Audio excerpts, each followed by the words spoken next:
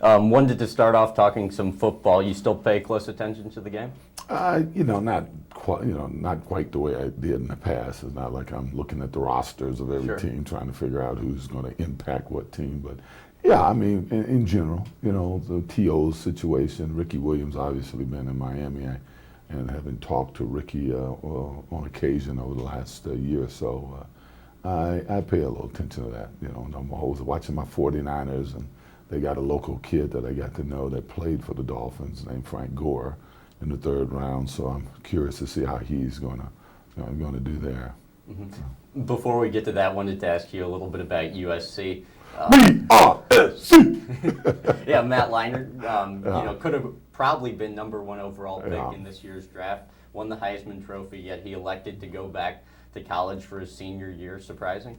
Yeah, I think it surprised just about everybody. I mean, I had heard that he had some arm problems, which obviously he did. He wouldn't have had a little bit of surgery, but I don't think that would have impacted his contract if he would have gone pro. I mean, there's a good and bad. I mean, obviously you have a guy of his caliber coming back with the team that they have, but we had a couple of guys, Josh Booty and this kid Sanchez, who are excellent young quarterbacks. And sometimes you may look at it in a different way, that now these guys got to wait another year to get their chance. And Pete Carroll has done such a tremendous job of playing the freshmen, getting the kids ready, because he knows, for the most part, in 36 months they're gone. If they're red-shirted, if they're not red-shirted, that they're going to be gone. More significant to you, the Heisman Trophy or NFL MVP?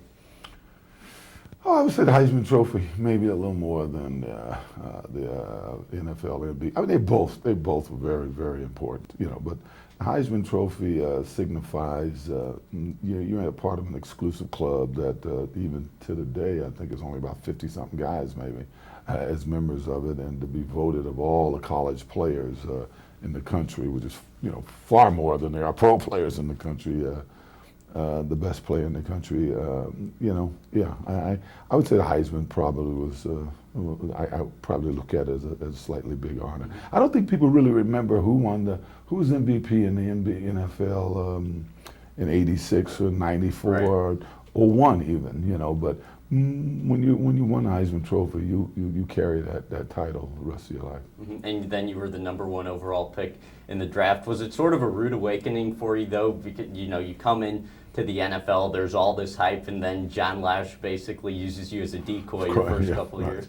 Yeah, it was interesting. I didn't know much about Buffalo, and I had never followed the AFL, other than because I'm in San Francisco, we had Oakland across the bay, so you'd see them play occasionally. But I was a big 49er fan. I was a traditionalist in that the NFL, the old NFL teams that I grew up watching and following. And so I wanted to be the first guy chosen. As a matter of fact, I knew I would be. I was hoping at the end of the season, the Steelers played against Philly in a game that they named the O.J. Bowl, because they thought the team that would lose would get the first choice in the draft and would draft me. George Allen had told me, he was a coach of the Rams at the time, that if I went to an NFL team, he would trade. He had 3 #1 draft choices, and I'd be with the Rams. So I thought I'd still be playing in the Coliseums in L.A., even though as an old 49er fan, the Rams were, our arch enemy. But in any event, Buffalo lost to Denver, I think, and Buffalo had been a championship team just the previous year. They ended up with the worst record, and of course then there was no interleague trading, so I got drafted by the Bills, and my ego loved the fact that I was the first guy chosen, but the harsh reality is that I was going to a part of the country I knew nothing about, and snow, and what was a franchise that was in complete disarray. Mm-hmm. And it wasn't until that Lou Saban became head coach that you really, took off, and his cousin Nick's gone from now LSU to the Miami Dolphins, and I didn't even know they were related. I didn't know Nick is related. Yeah, apparently. I was not aware that they were related. Yeah. Why do you think NFL coaches or head coaches typically have so much trouble in making that transition from college to the NFL? I don't know if they do. I mean, some guys have come in, and Dick Vermeil eventually was a terrific coach in the pros. I guess if I looked around and thought about it, I could find 1 or 2 other guys who've done a good job. I think if there's a problem is It's one thing dealing with college kids. You know, you can talk to them a certain way, and you can say things to them that and get certain reaction. When you start dealing with pro players, you know, you got some guy making especially now, a guy making $6,000. I mean, $6 million or $10 million or whatever. The average lineman starter is making $3 or $4 million. You know, I don't think you can talk to them. You know, they don't accept being spoken to in certain ways. You know, so I think it's psychologically it has more to do than X's and O's. Your ability to deal with the players and deal with men and talk and communicate with men, I think, has a little more to do with it than just your strategy on a football field. And you mentioned you've talked to Ricky Williams recently. Yeah, on occasion, you know, Ricky, I thought got a raw deal. I understood it was certainly unfortunate when he decided to leave, but he was struggling with his heart wasn't in the going, and I thought it was the right move at the time. If you ain't ready to play, you shouldn't go to camp, and he wasn't ready to play. I mean, I had to tell him that, but I agreed with his opinion on that, and I thought people should have understood it. The timing was unfortunate. Football had ceased to be fun for him the previous few years. They were running him. I mean, I think in 3 years he went over 1,000 carries, you know, and the offense didn't have much imagination. I do believe if they would have made a coaching change that year, Ricky would have never left. He would have stayed around. Unfortunately, it became as much of a financial issue as anything else for him, and he's back now, and I think he's going to really be terrific for him. I think the loss of weight, especially with Ron Brown, who's a hell of an athlete, their #1 draft choice, can take some of that fullback responsibility. Ricky could just think about breaking runs. I think he'll be quicker at 215 than he was around 230, and I expect him to have a terrific year.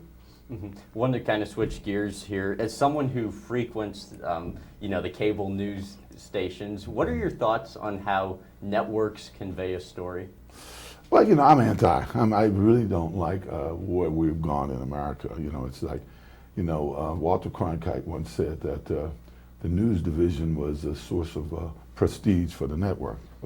Then at some point in the late 80s or so, they started hiring these promotion guys away from the tabloid shows, and it became a bankable portion of the network. See, back in the 60s and stuff, the news division didn't make money. Once they saw that there was a lot of money to be made, the whole approach to reporting the news changed. The promotions became more solicitous. You know, it was all about, as crazy as it can be. We just had a councilman in Miami kill himself just this past week. You know, this past week.